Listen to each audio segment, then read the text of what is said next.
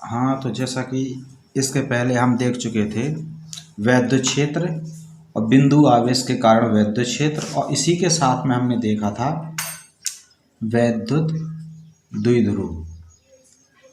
यहाँ तक हम सीख चुके थे। यानी कि वैद्युत क्षेत्र किसी आवेश के चारों ओर का वह क्षेत्र जहाँ से वह दूसरी वस्तुओं को अपनी ओर आकर्षित या प्रतिकर्षित करता है। बिंदु आवेश के कारण वैद्युत क्षेत्र हम ज्ञात, और वैद्युत द्विध्रुव ये भी हम जान चुके थे। वैद्युत द्विध्रुव की अक्षीय स्थिति में किसी बिंदु पर वैद्युत क्षेत्र की तीव्रता। वैद्युत द्विध्रुव की अक्षीय स्थिति में, अक्षीय स्थिति से तात्पर्य है जिस अक्ष में वैद्युत द्विध्रुव रखा हुआ है उसी अक्ष में किसी बिंदु पर वैद्युत क्षेत्र की तीव्रता। तो यहाँ से मान के चलते ये कोई हमारा एक वैद्युत द्विध्रुव है जिसका -q आवेश ये है, +q आवेश ये है, और इसके बीच की दूरी है 2l। यानी कि ये यहाँ से यहाँ तक मध्य बिंदु तक l दूरी है और मध्य बिंदु से अंतिम तक ये l दूरी है। तो इसकी टोटल दूरी हो जाती है 2l। अब इस द्विध्रुव के मध्य बिंदु, ये हमारे पास मध्य बिंदु है, तो इसके मध्य बिंदु से r दूरी पर, और किस स्थिति में, अक्षीय स्थिति में, अक्षीय स्थिति में r दूरी पर किसी बिंदु P पर, यानी कि r दूरी पर किसी बिंदु P पर हमें यहाँ वैद्युत क्षेत्र की तीव्रता क्या करनी है, ज्ञात करनी है। तो यहाँ से हमें वैद्युत क्षेत्र की तीव्रता ज्ञात करनी है।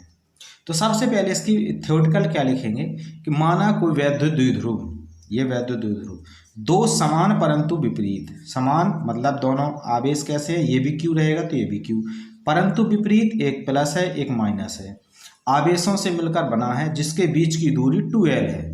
तो यहाँ से इसकी टोटल दूरी कितनी है, 2l के बराबर है। वैद्युत द्विध्रुव के मध्य बिंदु, ये मध्य बिंदु O से अक्षीय स्थिति में, इस मध्य बिंदु से अक्षीय स्थिति में r दूरी पर किसी बिंदु P पर, यहाँ कोई हमने एक बिंदु ले लिया P, इस P पर वैद्युत क्षेत्र की तीव्रता क्या करनी है, ज्ञात करनी है। तो जब हमें इस P बिंदु पर वैद्युत क्षेत्र की तीव्रता ज्ञात करनी है, और यहाँ से हम देख चुके हैं कि बिंदु आवेश के कारण वैद्युत क्षेत्र कितना होता है। जैसे अगर कोई बिंदु आवेश है तो उसके कारण वैद्युत क्षेत्र E बराबर होता है 1/4 पाई एप्सिलॉन 0 इंटू Q/r²। यानी कि किसी आवेश के कारण जो तीव्रता होती है वो ये होती है।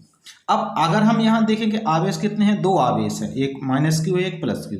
तो सबसे पहले हम यहाँ से निकालते तीव्रता किसके कारण, -q आवेश के कारण। तो जब हम यहाँ से -q आवेश के कारण इसकी तीव्रता निकालते हैं तो अब हमें सिर्फ मतलब किससे, -q से, -q आवेश से हम इसकी तीव्रता निकालेंगे। P बिंदु ये है, तो यहाँ की टोटल दूरी कितनी हो जाएगी, तो टोटल दूरी देखो, ये छोटी दूरी l है, ये दूरी r है, तो इसकी टोटल दूरी हो जाएगी l + r।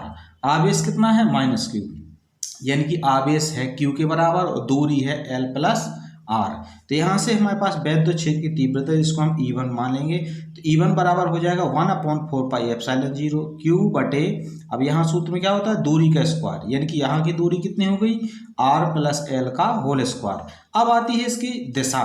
तो हम जानते हैं, जब हम पढ़ चुके पहले कि माइनस की दिशा कैसी रहती है, तो माइनस की दिशा रहती है अंदर की ओर, यानी कि जो वैद्युत वाली रेखाएं होती है वो माइनस के अंदर की ओर रहती है और प्लस के बाहर की ओर रहती हैं।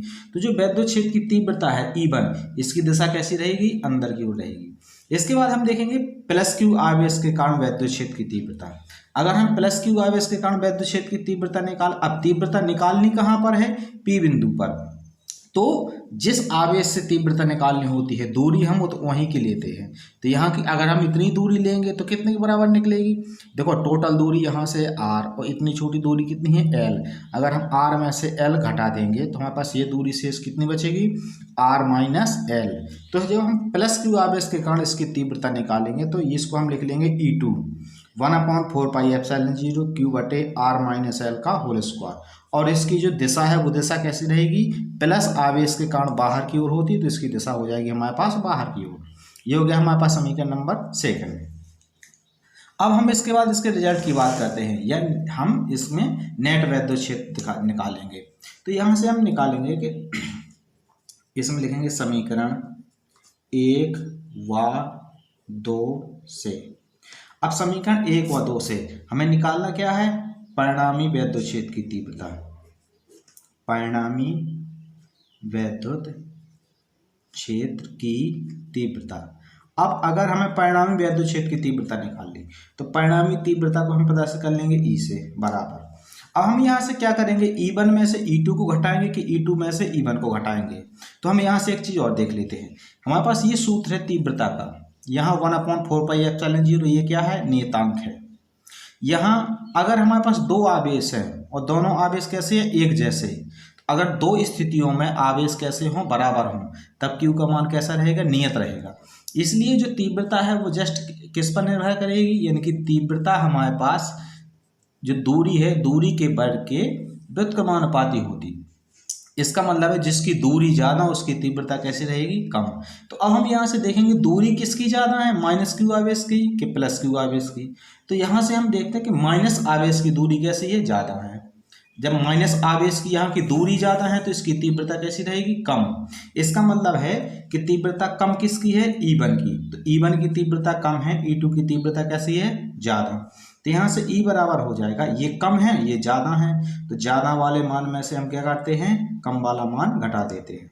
अब हम इसको सॉल्व करेंगे, तो यहाँ से E बराबर आएगा, E2 का मान ये दिया गया 1/4πε0 इंटू Q/R-L का whole square minus 1/4πε0 into E1 का मान ये रखेंगे कि Q/R+L का होल स्क्वायर। यहाँ से दोनों समीकरणों में कॉमन निकाल लेंगे, तो E बराबर आएगा 1/4πε0, ये तो कॉमन है ही है दोनों में, साथ में Q भी है तो यहाँ Q भी कॉमन ले लिया। कोष्टक में बचा 1/R-L का होल स्क्वायर और माइनस 1/R+L का होल स्क्वायर, दोनों का लासा ले लेंगे यहाँ। तब E बराबर जाके बचेगा 1/4πε0 इंटू, यहाँ Q भी रहेगा, साथ में Q लिख दो कोष्टक। अब लासा लेंगे तो यहाँ से R-L का होल स्क्वायर +L का होल स्क्वायर, तो यहाँ लिख लेंगे R-L और R+L टोटल का होल स्क्वायर। ये इसका गुणा इसमें हो जाएगा तो R+L का होल स्क्वायर और माइनस इसका गुणा इसमें हो जाएगा तो R-L का होल स्क्वायर। इसको सॉल्व करेंगे और इसको और सॉल्व करेंगे तो यहाँ से देखेंगे, तब यहाँ से हमारे पास मान आएगा E बराबर, देखो Q/4πε0 ये जो कहते हो 4πε0 कोष्टक। यहाँ से हम क्या करेंगे, इसका सूत्र खोल लेंगे दोनों का, ये बात जो कहते हो। तो यहाँ से हमारे पास देखेंगे R-L और R+L, एक कोष्टक में R-L, एक कोष्टक में R+L, तो इसको हम लिख सकते हैं R² - L² का होल स्क्वायर। ये मान अभी भी जो कहते हो लिखा R+L का होल स्क्वायर और माइनस R-L का होल स्क्वायर कोष्टक बने। अब हम क्या करेंगे, यहाँ से इसका सूत्र खोल लेंगे दोनों का, तो Q/4πε0 कोष्टक, यहाँ R+L का होल स्क्वायर यानी कि R² + L² + 2RL माइनस इसका सूत्र खोलेंगे तो R² माइनस का अंदर गुणा होगा तो माइनस का L² और माइनस 2RL, तो यानी कि एक माइनस ये है तो यहाँ का हो जाएगा +2RL बटे यहाँ से R² - L² का होल स्क्वायर, R² - L² का होल स्क्वायर। यहाँ से हम R² से R² काट देंगे, L² से L² काट देंगे, यहाँ बचेगा E बराबर Q/4πε0 इंटू 2RL बटे R² + L² का होल स्क्वायर माइनस, सॉरी, ठीक है, ये हो जाएगा। अब यहाँ से हमारे पास मान आएगा, देखो Q को इसके साथ अंदर ले जाओ साथ में, तो यहाँ से हमारे पास E बराबर आ जाएगा 1/4πε0 इंटू, यहाँ से R अलग कर दो और 2QL ये अलग कर लो, यहाँ से बचेगा R² - L² का होल स्क्वायर। अब यहाँ से हम जानते हैं चूँकि 2QL बराबर क्या होता है, वैद्युत द्विध्रुव आघूर्ण P, ये P क्या है, वैद्युत द्विध्रुव आघूर्ण, तो यहाँ से 2QL की जगह पे क्या लिख देंगे P। तब यहाँ से हमारे पास मान आएगा E बराबर 1/4πε0 इंटू R इंटू P बटे R² - L² का होल स्क्वायर। तो ये यहाँ से हो जाता है हमारे पास वैद्युत क्षेत्र की तीव्रता, कौन सी स्थिति में, अक्षीय स्थिति में। अब इसकी आती है हमारे पास स्थिति। स्थिति का मतलब क्या है कि यदि ये जो हमारे पास आर का मान एल की अपेक्षा काफ़ी अधिक बड़ा हो जाए, यदि आर का मान एल की अपेक्षा कैसा हो, बड़ा हो, तब आर स्क्वायर का मान एल स्क्वायर की अपेक्षा और भी क्या हो जाएगा, बड़ा हो जाएगा। इसका मतलब ये है कि अगर आर का मान एल से काफ़ी बड़ा है, ये आर का मान एल की अपेक्षा काफ़ी बड़ा है, तो आर स्क्वायर का मान एल स्क्वायर की अपेक्षा और क्या हो जाएगा, और भी ज़्यादा बड़ा हो जाएगा।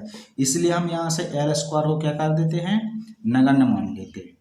यहाँ से एल स्क्वायर को नगण्य मानेंगे तो एल स्क्वायर नगण्य यानी कि 0 के बराबर हो जाएगा। तो यहाँ से बचेगा आर स्क्वायर का होल स्क्वायर, यानी कि ई बराबर हमारे पास आएगा 1/4 pi epsilon 0 into R into P बटे आर स्क्वायर का स्क्वायर यानी कि आर की पावर 4। एक आर से एक आर काट देंगे तो यहाँ से हमारे पास जाके फिर मान बचेगा ई बराबर 1/4 पाई एप्सिलॉन 0 इंटू एक आर से एक आर काट देंगे, यहाँ से बचेगा पी बटे आर क्यू। तो ये हो जाएगी हमारे पास वैद्युत क्षेत्र की तीव्रता। कौन सी स्थिति में, अक्षीय स्थिति में। ठीक है, तो ये हो गया हमारे पास अक्षीय स्थिति में वैद्युत क्षेत्र की तीव्रता। अब इसके आगे हम समझेंगे वैद्युत द्विध्रुव की निरक्षीय स्थिति में। अभी हम अक्षीय स्थिति समझ रहे थे, इसके आगे हम समझेंगे निरक्षीय स्थिति। ठीक है, तो आज के लिए इतनी काफ़ी है। ये डेरिवेशन आपका मोस्ट इम्पोर्टेंट है। ठीक है।